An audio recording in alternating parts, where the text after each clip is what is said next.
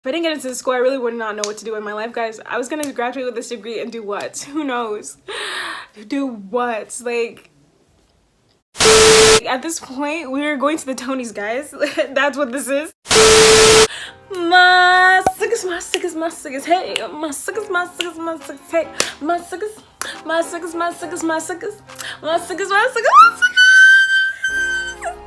Guys, I'm so excited. Like, this has been a year in the making. I am so excited. Like, my dream is gonna come true. Like, you know when you're just that much closer to happiness, to like eternal, forever happiness, or at least one branch of happiness? I'm so close. I am going to the Institute of American Musical Theater, a Broadway training conservatory. A Broadway training conservatory. Say less. Like, at this point, we're going to the Tonys, guys. That's what this is. At this point, we gotta go to the Tonys. Oh, well, we gotta get into Broadway first. And then we're going to the Tonys. I got into their voice program, and it's a school that teaches you everything there is to know about Broadway, like the ins and outs, and all your teachers, all the faculty, the staff, they're actually in Broadway right now, or have done it, or they have won Tonys, or they have been nominated for the Tonys. They are recognized in this business, and I have the business to be meeting with them, to be studying under them. Like, get out. Get out. Okay, so how did I get to this point, y'all? I'm telling you, I feel like I was not qualified. Well, I'm qualified obviously because I got into the school, but getting in, like, the people who I'm going with, for the most part, from what I'm like understanding, what I've seen, you know, these people have been doing theater. I just have not had that experience really. Like, I've been casted as the singer, I would say. Most roles that I've played have either been like, I've been part of the ensemble a lot, but like, if you need that ensemble person who's also just, they have a name but they're like the singer, that's just me. I did not get casted as leads in like high school productions, except for one time I got it because I was the understudy for someone, and they ended up having to back out the show, and then I did it, and then I got really sick literally a few days before the show even. I was so sad, y'all. I really thought that was my time. And then it wasn't until I started doing theater outside of school, that's where I started getting like leads, I would say. One role that I actually had to talk, like I actually was acting with words, not singing. Well, I was singing obviously, but I was able, through the Peter Pan Foundation, shout out to the PBF. Also, you should totally join the PBF if you're in the Bay Area. Like, what are you doing with your life? Leslie, the whole BAM squad, the team, like, you helped the girl out, like, you really did. The confidence, now it's like out of this world. Anywho, so yeah, so Leslie Noel Hansen is the founder of the PPF, and that is my homegirl. She has believed in me since day one, before I even believed in myself. Like, girl, when we get to the Tonys, just watch out, just watch out. She put me in as my first like support, like my first lead or supporting role would be Taylor McKenzie Taylor in High School Musical, the musical. I was proud. And then my first like lead was in the original production, original musical called Wish Upon a Star. Which is performed every Memorial weekend, every year. So I was casted as Tink my senior year of high school. And that, I mean, she doesn't talk, but I was like, that's the perfect role for me, for a person who does not have that much experience in memorizing scripts. That was the perfect role for me, I'm telling you. But let's backtrack to how in the freaking F did I even get to this point, people. So high school, actually let's backtrack to general of my childhood. I am African, okay? I'm Ugandan, East African. Shout out to all my Ugandans out there. But y'all know, African parents don't be playing games. Immigrant parents don't be playing games. They have gone through so much more than we have in their lives, so I definitely understand where they come from. My mom is a single mom, so she has supported everything I do to as much as she could. And her strongest suit is like financially. She supports me in any way she can, but it's like only with practical things. She's not gonna waste her time. So when it came to my dreams, like she heard me, but she didn't really, at least I felt growing up, she didn't really want to invest into that because it's like does not seem practical in the situation we're in. She's a single mom working 16 hours practically every single day. Like it's just not practical. And then we have my two other siblings, two younger siblings. It's just, why do you want to go and sing for a living? So it was either you become a nurse or a doctor. That's it. So leading up into like applying for colleges, I was just like, oh mom, what if I just audition for theater school? And she was just like, for why? I said, oh, but I think I'm actually really good, you know? And she's like, why? Like, you can get your degree in nursing, biology, whatever, and then go ahead and do your theater. Go ahead and do what you want, but get that degree that will secure the bag first. I was like, I hear you, but I'm only gonna be so young for so long. That's what, in my mind, I was like, I need to do my dreams now, because in this industry you have to be young. Like, it just doesn't work, is what my thought process was, and low-key still is to an extent, but we're learning, we're growing. So UCLA, RIP, UCLA was my dream school, and they were teasing me for my junior and senior year. They were teasing me. They're inviting me to things, brunches, you know, open houses, oh, little special invitational because you are one of our top applicants. Berkeley low-key did the same thing. Why didn't they accept me? They rejected me. I said, y'all, I cried tears. Like, I was like in shock. I was just like, what? It was either UCSB, UC Santa Cruz, or SF State. And mind you, I'm from the Bay Area, so I didn't want to stay in the Bay Area, because if I go to SF State, that means I have to just commute. I wanted that college experience, and I wanted to get out of my suburban town. So I decided to go to UC Santa Barbara, not knowing what the heck I was getting myself into. So I was at UCS, I got into UCSB bio major. I was intending to study neuroscience. So mind you, theater has just, it's in the back of my mind, but it's just not at the forefront anymore. So I left that, and a few days before my freshman year started, so this is week 0, as you know, there was still, you know, a little back and forth with my mama, but I decided I'm not doing bio, I'm gonna do pre-econ instead. I told her I can become an accountant. When I studied math. But we try. So I said heck not to chem. Now I'm a pre-econ major. Failed the first econ class. Was so over like college at that point, basically, because I failed psychology. I failed econ. I'm going to this school was like, yes, we love UCSB. Even the chancellor said this is the most diverse class we've had, with 5% African American students. I said, I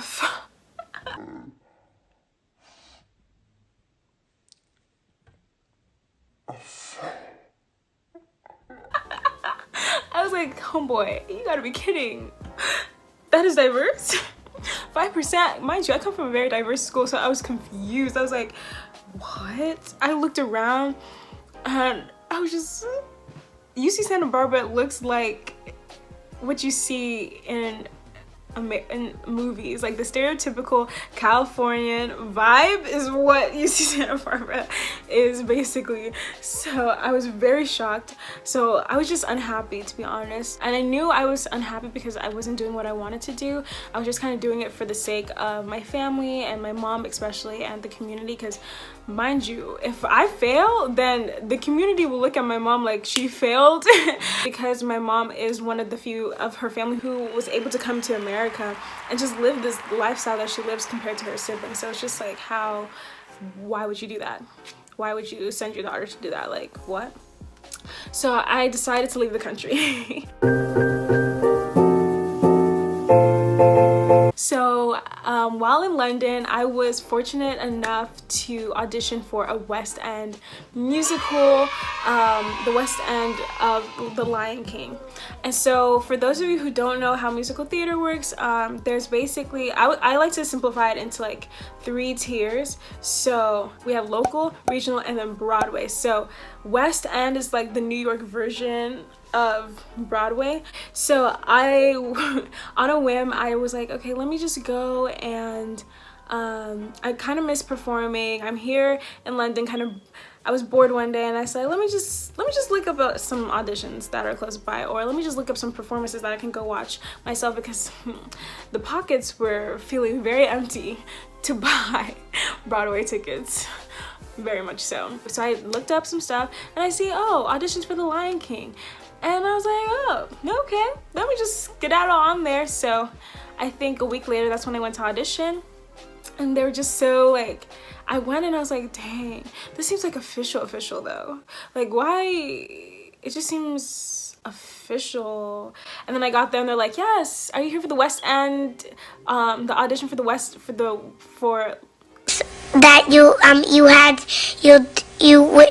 West End of Lion King. I said, the West End? I said, yes, I am. Here's my resume. So I went and I auditioned. They loved me. They're like, who are you? Where, like, you're American? Like, what are you even doing here? And then 2 days later, I got an email saying I got a call back. And I didn't know how hard it actually is to get a call back for the West End. So I just felt so humbled and fortunate that I actually was able to experience that. And it was just one of the coolest experiences. So they sent me that callback material, and then they also asked, like, they told us that this is all gonna happen in 3 rounds basically. Like, you are now in round 2. I said, oh, okay, put me on. And they're like, but you need to sign, if you come to this audition, you need to know that this is the contract basically. Like, you need to sign the contract. I said, so at this point, am I in? But no, I was not in. So I went to the callback, and I found it out about a few days later that I did not make it to round 3. And I asked for feedback. I just wanted to know exactly why. And they told me, no, you're amazing, actually. I was like, oh. They said, yeah, you are really good, but you just don't have the experience that we need.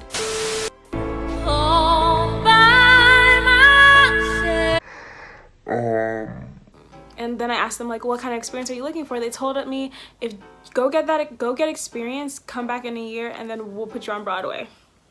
I said, say less. I come back to America, and I was like, okay, if I got this far in the West End audition, I can do the same auditions here in LA. So I decided to go to LA and audition for Frozen, Lion King, and Aladdin. Never got a call back, so I really understood how hard it was. So again, I felt very fortunate that I even got one in the West End. Mind y'all, while I was abroad, I was still a pre-econ major, so I came back, failed another econ class, and then switched to global studies. So while all that was happening, I was really frustrated that I didn't even get like any kind of response for the LA auditions. So then switching my major for the 3rd time, for the 3rd time, trying to get my life together, trying to get back into the American schedule. And one day, you know, I was just scrolling on that Instagram and popped this school. hot.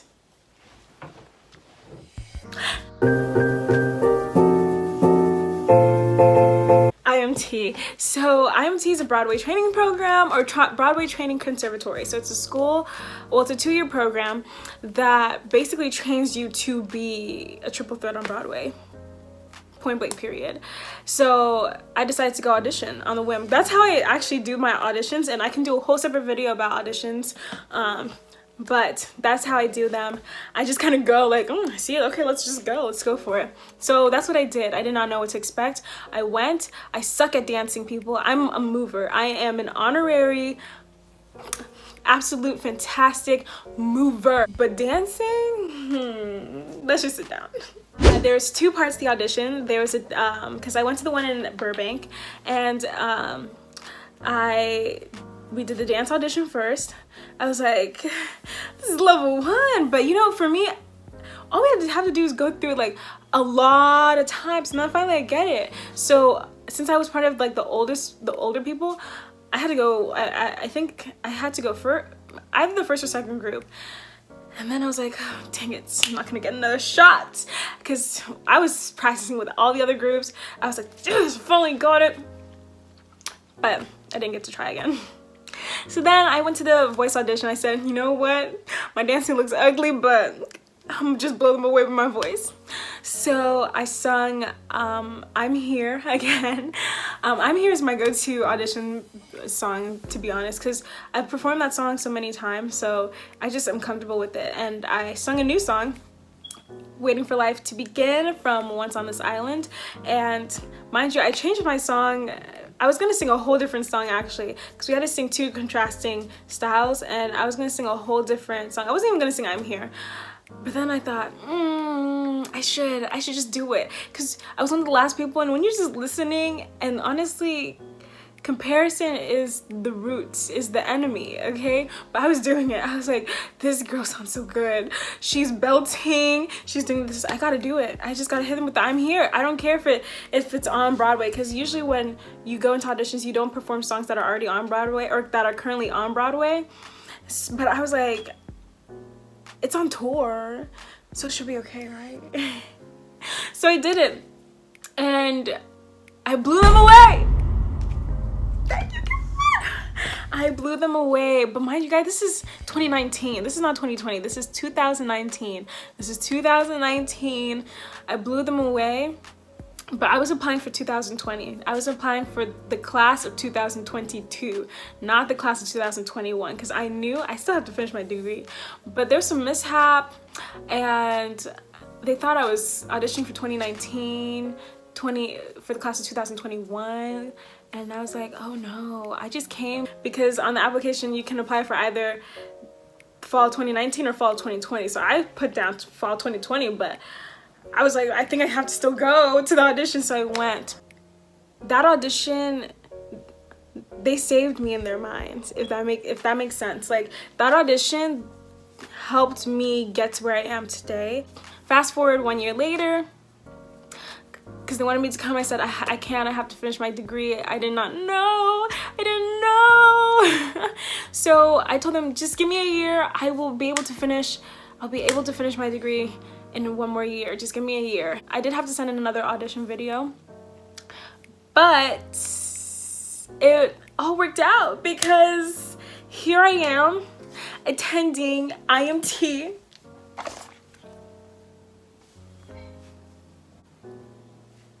This is the thumbnail, guys.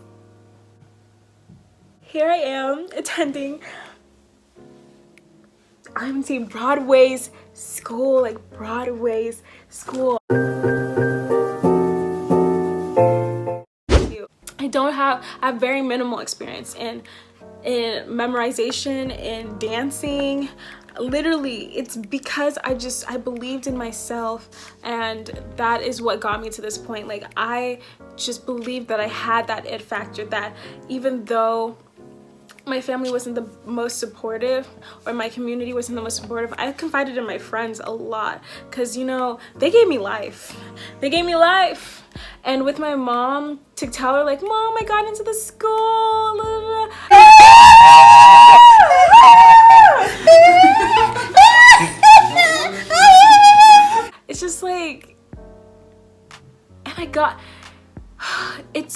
feeling, and it's so amazing because it's like, now you can't say no. You can't tell me I can't do this. No one can tell me I cannot do this. And to an extent, I'm not gonna lie, it does help my self-confidence, even though you shouldn't like rely on anyone's word. But this, for going my whole life for not getting that much affirmation, like obviously jumping over little hurdles, or like meeting the right teachers who believed in me, it's just like, how likely is it to be on Broadway? And the fact that I'm going to be in spaces that make that chance so much higher is just like I'm going to be graduating with a degree in global studies, with a BA in global studies with an emphasis in international relations and Europe. Like, my mind. And now I'm gonna go study musical theater so I can be on Broadway. What is this life? What is this life? Now I have to really be committed. I am going to document the steps, because this is a whole new chapter in my life, and I just feel so good about it, you know? I just feel like big things are gonna happen now. Like, we're not jumping over little hurdles. We're jumping over mountains, people, mountains. I feel like it's now gonna be like such a big spiral, well, not a big spiral, but a big like domino effect. I feel like things are now just gonna, one thing after another, after another, after another, it's gonna just happen. And I'm so excited. And I'm learning that it's okay. I should have said when all this stuff was happening, when it was happening, like the West End audition, I should have said it when it happened. Because now it's like I should have been proud, but I was ashamed. I was like, if I don't pass, then but I'm going to the school. I'm part of class of 2022. My name is Kisakye Ashley Naiga. Kisakye Ashley Naiga. I am 21 years old, and I'm about to live my best life. And I can say that with my chest so confidently. I'm about to live my best life. I feel like my life is just not gonna be the same after this. And I know I'm being very dramatic. I know it's like, oh girl, like you acting like you won a Tony or something. Like, girl! At this point, this is the road to the Tonys. At this point, I need to be putting these things in fruition. At this point, we might as well, like, this is gonna be what, I accept. This is the acceptance letter I wish I had from UCLA, but how we know. Watch out for my name, guys. Kisakye. Literally, Kisakye. I'm so excited. I'm so excited. And I hope you guys are excited too, with me. Pray for me, y'all. Pray for me so much. Wish me luck. I just hope that I am going to be a huge force. You won't even see me coming, bro. You won't even see me coming. And I hope that I will be able to open doors for people, and I hope more doors will be opened for me, and everyone will just take me under their wing and give me a huge hug and tell me everything's okay, like Mr. Joseph did. So I guess I'm gonna end this video by thanking,